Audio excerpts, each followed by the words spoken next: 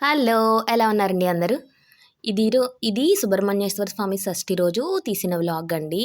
ఆ రోజు ముందు రోజు మంగళవారం వచ్చింది కదా! మంగళవారం దేవుడు పటాలు అవేమి క్లీన్ చేసుకోకూడదు కాబట్టి, నేను ఆ రోజు మార్నింగ్ క్లీన్ చేసుకుంటున్నానండి. దేవుడి పటాలు, ఇవి ఉంటాయి కదా! దీపారాధన కుందులు అవన్నీ కూడా క్లీన్ చేసుకొని అదంటే 1 అవర్ పైనే పట్టింది. కానీ నేనేదో చిన్న చిన్న క్లిప్స్ యాడ్ చేశానంతే. పూజ చేసేసుకున్నాను నేను.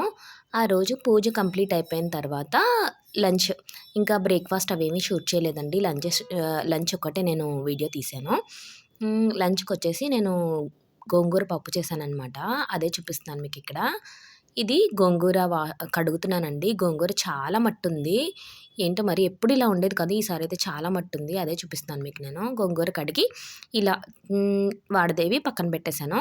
పక్కన పెట్టి నెక్స్ట్ కందిపప్పు తీసుకుంటున్నాను పప్పుకి. కందిపప్పు కొంచెం సేపు ఒక అరగంట ఇలా నానబెట్టుకుంటే పప్పనేది బావుంటుందండి. ఇది నా మెజరింగ్ కప్ అనమాట. దీనితోటే నేను ఒక 3 కప్పులు గానీ, 4 కప్పులు గానీ పప్పు వేసుకుంటాను. మాకదే సరిపోతుంది.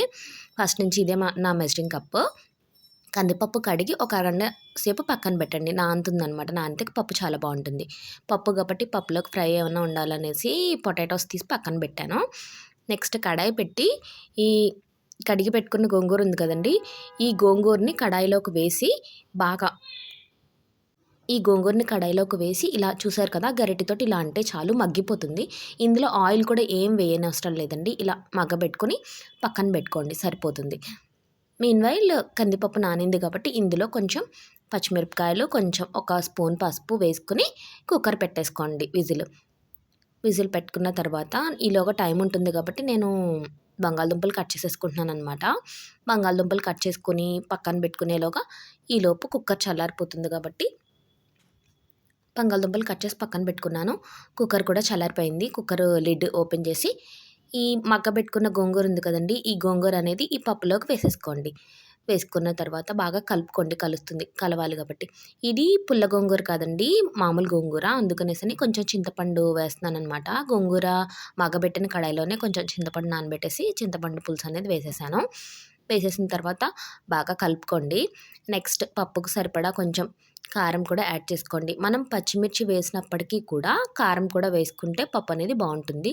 లేదు మీకు కారం ఇష్టం లేకపోతే ఇంకొంచెం పచ్చిమిర్చి ఎక్కువ వేసుకోండి.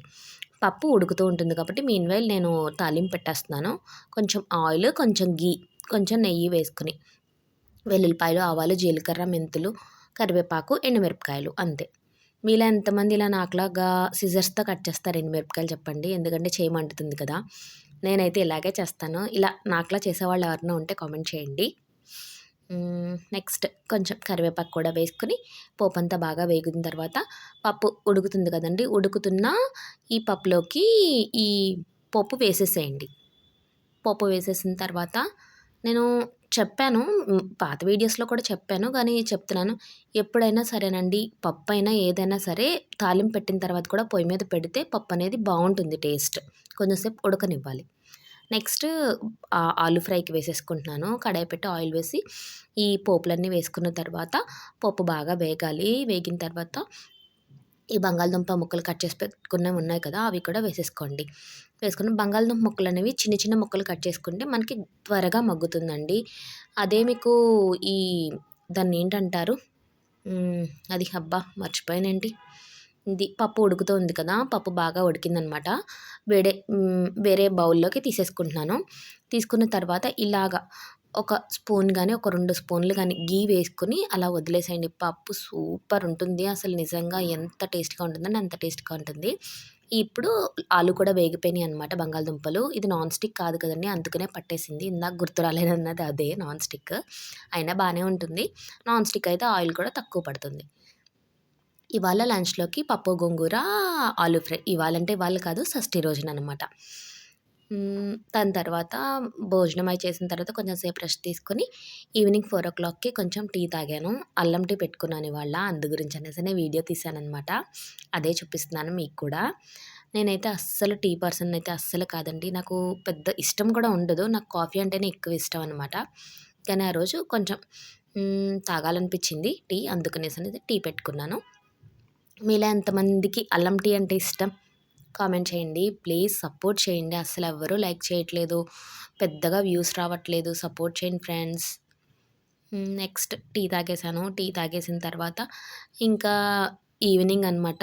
ఈవినింగ్ డిన్నర్‌కి ఏం చేయాలా అని ఆలోచిస్తే, మార్నింగ్ ఎలాగో పూజ చేసుకున్నాం కాబట్టి ఇవాళ ఉప్మా అయితే త్వరగా అయిపోతుందనేసని గోధుమ రవ్వ ఉప్మా చేస్తున్నాను. ఎర్ర గోధుమ రవ్వ ఉప్మా అనమాట. కడాయి పెట్టి ఆయిల్ వేసి ఫస్ట్ పల్లీలుంటాయి కదా! వేరుశనగ గుళ్ళు వేపుకొని పక్కన పెట్టుకోండి. పక్కన పెట్టుకున్న తర్వాత నేనైతే అలాగే చేస్తాను. ఉప్మా అంతా అయిపోయిన తర్వాత వేస్తాను. అలా అయితే గుళ్ళు బావుంటుంది. టేస్ట్ బావుంటుంది అలాగా. పోపులన్నీ వేసేసేయండి. శనగపప్పు, మినపప్పు, ఆవాలు, జీలకర్ర అన్నీ వేసి అది కొంచెం వేగిన తర్వాత ఉల్లిపాయలు, పచ్చిమిర్చి, కరివేపాకు, టమాటా ముక్కలు అవన్నీ కూడా వేసి అయి మగ్గిన తర్వాత ఒక గ్లాసు రవ్వకి 2 గ్లాసులు నీళ్లు పోసుకోండి. మీరు ఉప్మా మెత్తగా తింటే మాత్రం ఇంకో హాఫ్ గ్లాస్ ఎక్కువ పోసుకోండి. పోసుకున్న తర్వాత కొంచెం ఉప్మాకు సరిపడా ఉప్పు కూడా యాడ్ చేసుకున్న తర్వాత ఎసరు మరుగుతున్నప్పుడు ఈ రవ్వ ఉంటుంది కదా! రవ్వ కూడా వేసేసుకోండి. అంతే. ఈరోజు మా డిన్నర్‌లోకి ఉప్మా అంతే. ప్లీజ్ ఫ్రెండ్స్ సపోర్ట్ చేయండి.